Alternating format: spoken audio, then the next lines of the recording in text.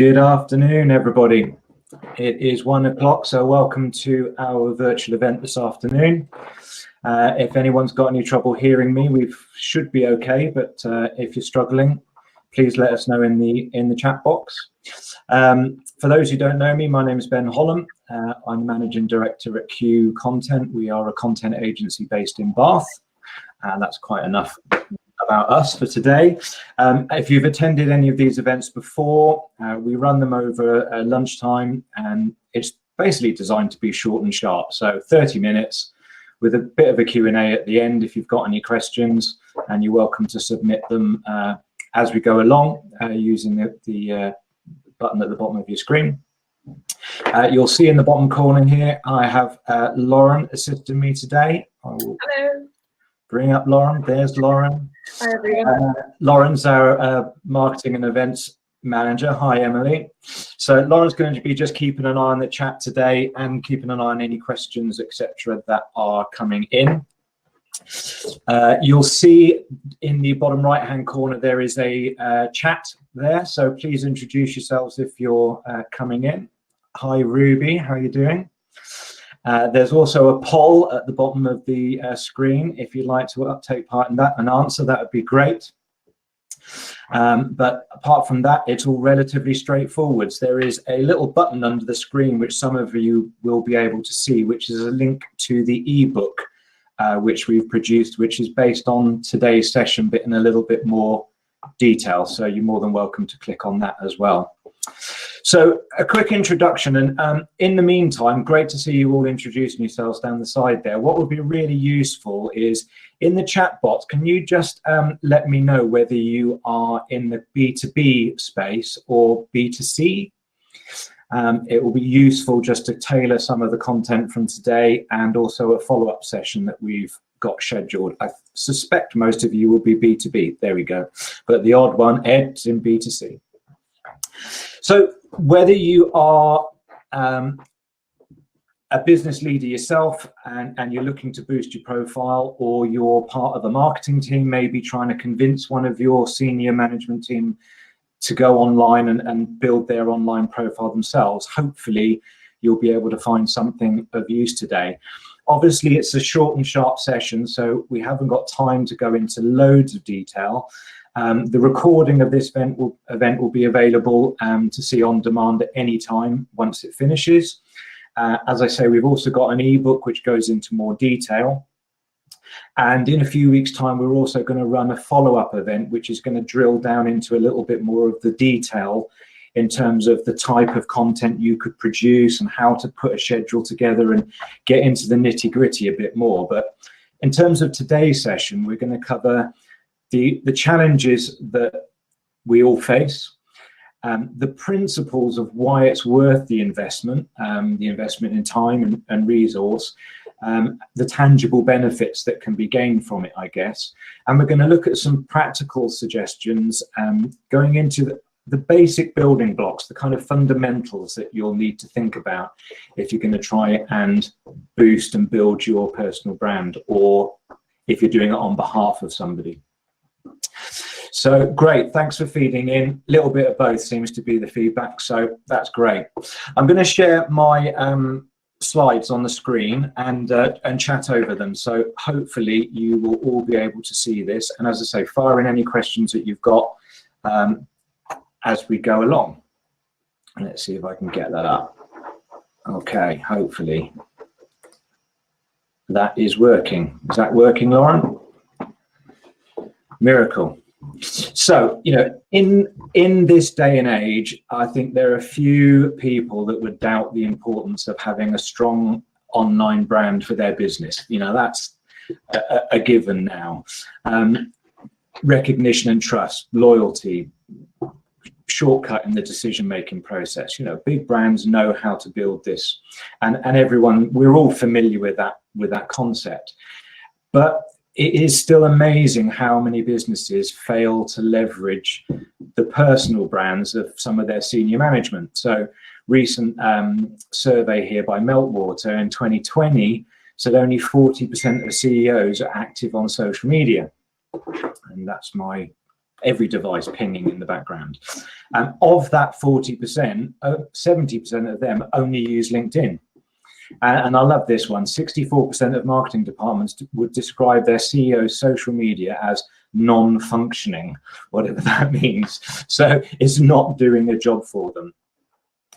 So, Nuala's just asked a question. That was Meltwater in 2020. I can share the link to that later on. So, it's under-leveraged, basically. I think we're all familiar with the concept of personal branding, but in the context of celebrities, sports stars, reality TV personalities who are all getting a bashing at the moment for being in Dubai. We all recognize this guy's face. Is he the best chef in the world? Probably not, but he's worth 240 million quid by leveraging his personal brand. I think he's got a range of kids' clothes coming out. Does Ryan Reynolds know much about the world of mobile phones and gin making? Possibly not, but he's able to do it. Does David Beckham look good in his underpants? Probably he does, and that qualifies him to have a whiskey brought onto the market. So we're familiar with that context, but we don't generally perhaps associate personal brand with kind of us lesser mortals, particularly in the kind of business context. So, and there's our good friend Richard, just to emphasize that. So what are the challenges? What do business leaders and those who are trying to build a brand on their behalf face on a day-to-day basis in terms of the key challenges? Well, lack of understanding is probably the first one. So, using social media on a regular basis, the odd post, reading other people's posts, following your football team on Twitter or whatever it might be, obviously isn't the same thing as being able to build an effective strategy and then execute a plan and cultivate this online presence. So I think many business leaders just feel safer leaving it to the experts, and because of that, nothing happens. Certainly for most people, a lack of time. If you're trying to run a business where you're in senior management, you're already overworked, time is short, it can be difficult to probably justify the case for spending time cultivating your social media and your online presence. If you can't see the direct return on investment, the ROI, you might view that exercise as a bit of a vanity project. Yeah, I've got lots of followers on social media, but I'm not seeing the tangible benefit of that to the business. So understandably, you might then prefer to spend your time in areas where there's more obvious and immediate benefits to the business. Not trusting anybody else to do it for you. I mean, that's an obvious one. One solution to not having the time or the expertise to do it yourself is to have someone else who is an expert run your profile on your behalf. But, that requires a fair amount of trust.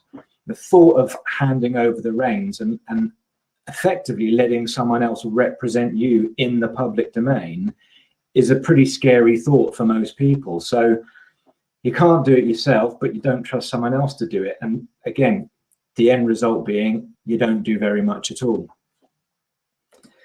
And the fourth area is fear. So I've spoken to a lot of people who are worried about the risks.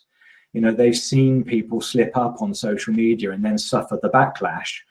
And if you're not really comfortable with what you're doing, the fear is that, what if I do something silly? What if I say the wrong thing? What if I post the wrong thing and it upsets people? This is an old example, but you might remember this. This was Robert Cunningham, the chairman of Royal Bank of Scotland, who'd been Snapchatting about how boring the meetings he was in. And then his daughter fantastically posted those pictures on Instagram, which led to him leaving his job about a week later. So, okay, that's an extreme example, but it shows that if your social is done badly, it can do a brand and an individual more harm than good. So some people will understandably be scared of it. And I probably don't need to say any more after showing that picture on the screen. So there's lots of reasons why you can't do it or you're worried about doing it. you have to be able to see the return on the investment and the benefits to doing it, to feel like you're really able to commit to it. And I guess, you know, some people feel safer avoiding it because there's a risk, but there's kind of a risk to any communications that you put out there. But there's also a risk that if you don't do it, you're missing out on all of those benefits. So it's going to get you one way or the other. So what are the benefits? What can you expect to see in terms of tangible and less tangible results from building your online profile? In really simple terms, executive engagement and building a social and an online presence helps to strengthen trust and reputation, not just in that person, but in the brand or the company that they represent. And we're going to look at that in a little bit more detail. So again, obviously we're going to go quite quickly, but bear with me, you'll get the point. So it's good for company culture. Employees, so we're talking, you know, internally here, which is often forgotten about. Employees like it when their leaders have got a good online and social presence. It shows some personality, it humanizes the company. It gives them the opportunity to interact or communicate directly with people, you know, higher up the food chain, and makes them feel a part of the business. And conversely, it helps to keep the leaders in touch with the coalface, or, you know, with what's happening on the ground, because it should be a two-way street, and social media particularly allows them to do that. So company culture definitely benefits when, as a leader, you've got a strong profile. It helps you with recruitment. So it's not only about your actual employees that are looking for evidence about how attractive the company is. You know, talent from outside the business will want to know everything they can about a company before they join. In fact, probably these days before they even interview. And if the leaders of that business are nowhere to be found, or they've got a poor presence, it just puts a kind of element of doubt. And if they're being pitched a job as well, that, you know, maybe they're being told at an interview about this really cool, funky place to work, you know, they're picturing Google and ball pits and slides and ping pong tables, but then they go online and the CEO's kind of sewn into his shirt, you know, stiff. There's a bit of a kind of a jarring there, and it just doesn't kind of translate through. So if the leaders of a business can have a social presence that kind of joins up and reinforces everything else online, you'll find that you will attract people that will seamlessly fit into your organization, which again is obviously important. It enables effective leadership. So a positive presence online doesn't just give the employees the impression that the company is in good hands, but it actually tangibly affects the ability of someone to lead. An active social presence with a strong following means that you have a ready-made audience who are ready to listen when you need to communicate something. So that helps you lead from the front. And if you're unfortunate enough to be in a situation where you need some crisis management, it can be really invaluable, because you've now got this kind of direct interface where you can communicate and get your thoughts across. So it comes in really handy. It reinforces your company's or your brand values. So it shouldn't just mirror the brand's content, it can actually reinforce it. You know, customers, employees, investors can see that the messages that you are being pushed out by the company come from the top down, and so their trust grows. And of course, it can facilitate sales opportunities. Now, there's something to be said for the kind of senior management almost stepping back from overtly hard sell and sales messages, but just engaging with your audience and demonstrating knowledge and insight can give up commercial opportunities, because particularly if you're in the B2B space, people buy from people. And if they know you, they like you, they trust you, your company also benefits from that, and it can lead to sales opportunities. So, you know, there are lots of benefits dependent on what your drivers are, and direct and indirect benefits from your leadership having a good, strong joined up social presence. But as we've already seen, there are lots of challenges to doing that. So we're going to just very quickly outline 6 steps that you should be thinking about in terms of building your brand. The key factors, and I use this expression all the time, people get sick of me saying it, visibility and credibility equals a strong personal brand. So it's no good being highly visible, you've got loads and loads of followers, but you have no credibility. Or worse still, they have a poor perception of you. Equally, you can be the most credible thought leader ever, and if your entire 3 followers think that you're fantastic, that is not going to help you very much. So everything you do needs to be built around building visibility and credibility alongside each other. And these are the fundamental steps that we often talk about. It seems really obvious. Don't leave it to chance. Have a plan. If on a Monday morning or a Friday afternoon, you're suddenly thinking, oh, damn, I haven't done anything on social media, and then you quickly rush something out, it's going to feel like it's all last minute. So having a simple framework that just guides when and where you're going to post, what type of content, have some themes that will just help keep you on track, basically, and allow you to create some content in advance, maybe before the pressure's on, or at least have some go-tos that will stop that blind panic at the last minute and end up with you just chucking out any old content, is really important. And it doesn't need to be that complicated. Easy trap to fall into this. It's the trap of only talking about things that you're personally interested in or engaging with people on your favorite channels. I can't stand Twitter. I don't really get it as on a personal level, but that's tough because that's where a lot of my audience hang out. So, you know, I needed to get used to using it. So if we're going to be effective, we've got to produce content which is of genuine interest and it's of genuine benefit to our audience. And we've got to share it and communicate with people on the channels that they're using. Where are they hanging out?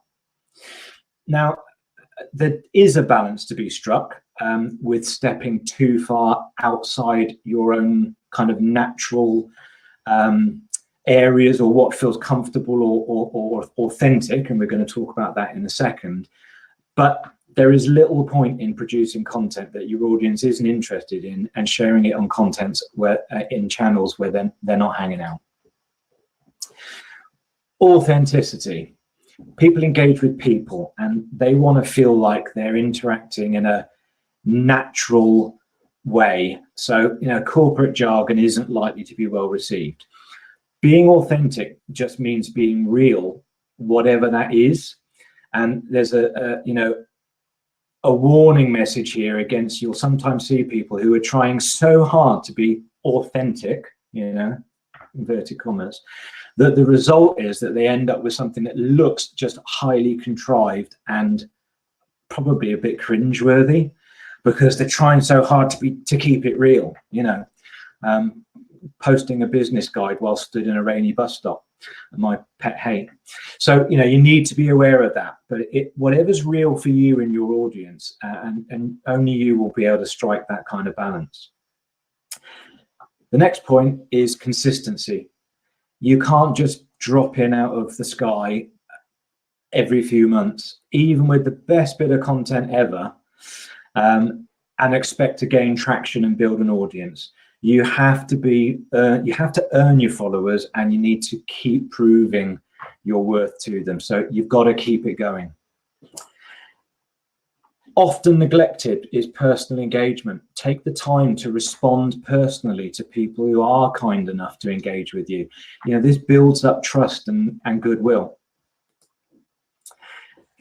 And finally, get help. So, you know, enlist the help of either an external agency or your own marketing team. You know, there's a lot of legwork that goes into this.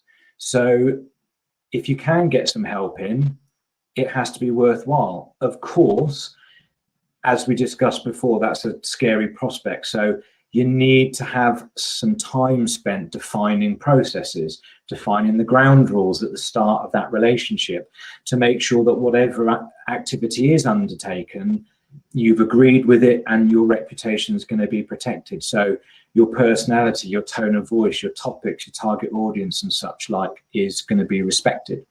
But it is doable.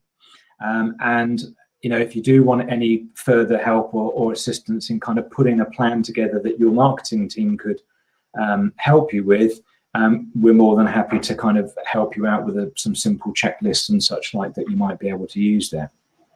So without going into loads of detail, as I say, those are some fundamental things that you need to be in place if you're going to build your visibility, if you're going to build your credibility, and if you're going to build this audience on an ongoing basis. I thought it'd be useful just to point you in the direction of a couple of real life examples before we kind of wrap it up. Some of these work in kind of different circles than perhaps most of us. So Angela at the bottom there used to be at Burberry. I think she's at Apple Retail now. She's credited with transforming Burberry into a very kind of vibrant brand that's really at the forefront of social media. And she talks about telling authentic stories and speaking digital and such like.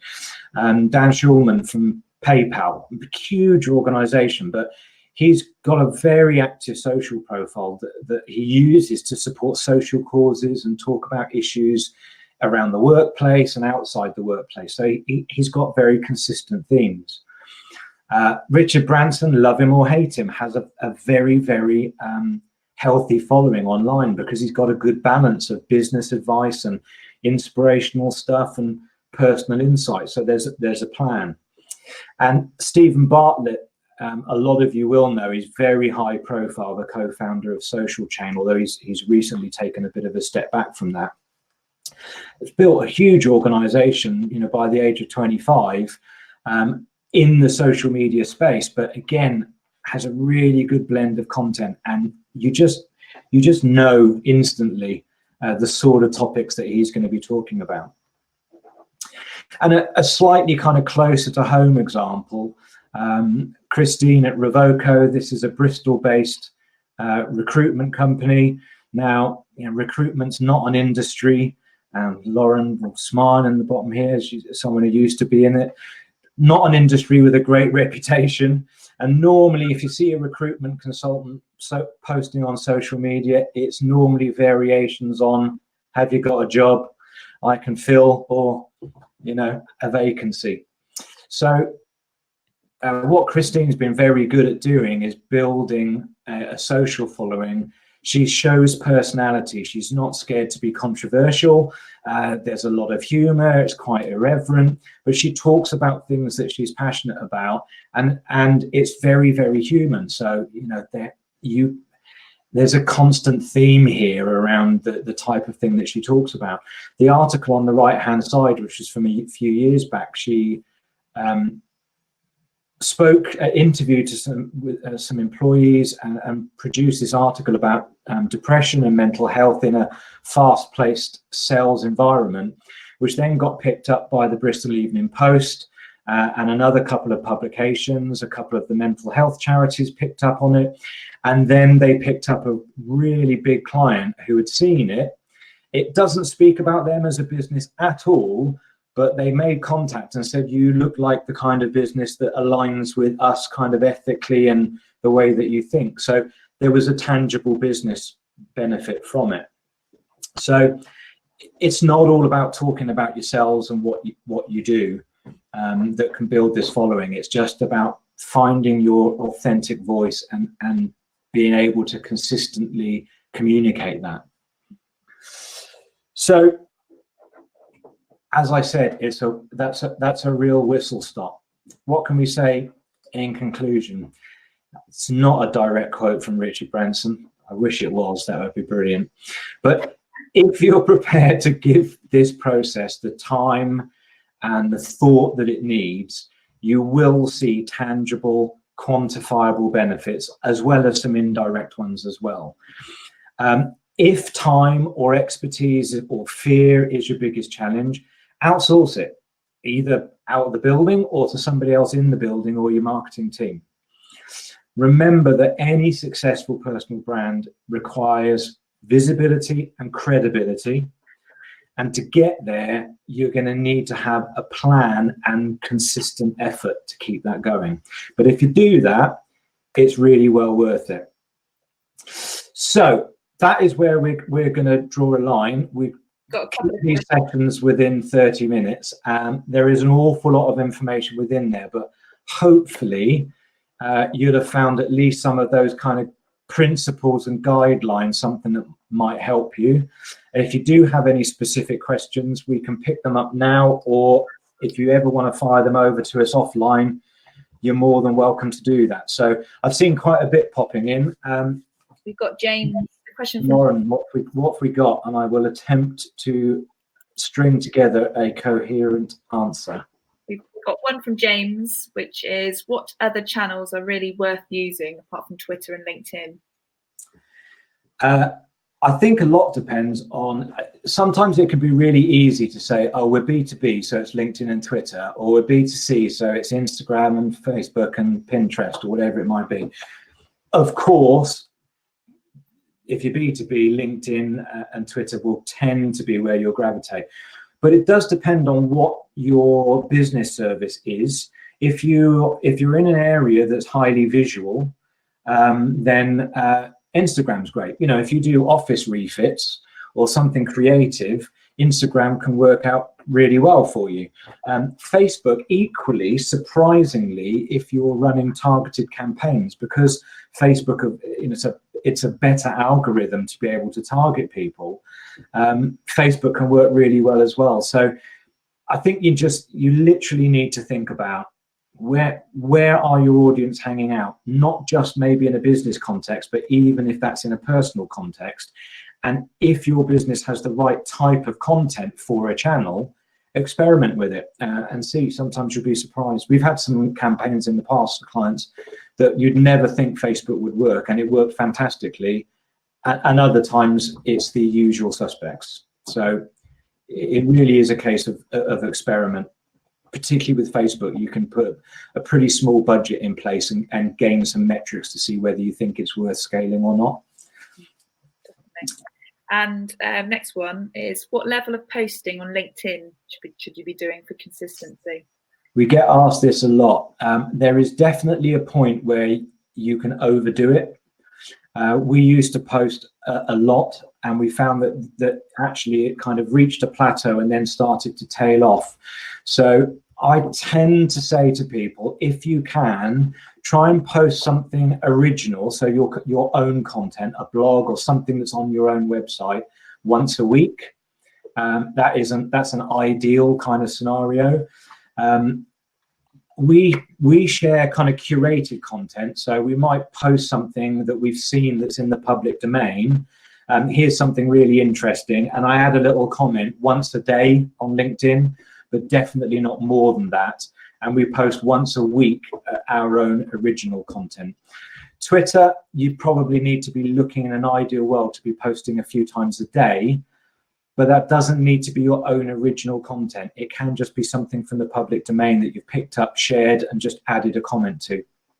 Hope that helps. Great. I think that's it. That was it? Yeah. Great. Well, look, it's really good to have you. Really nice to have kind of 20 plus people on this afternoon. So sorry?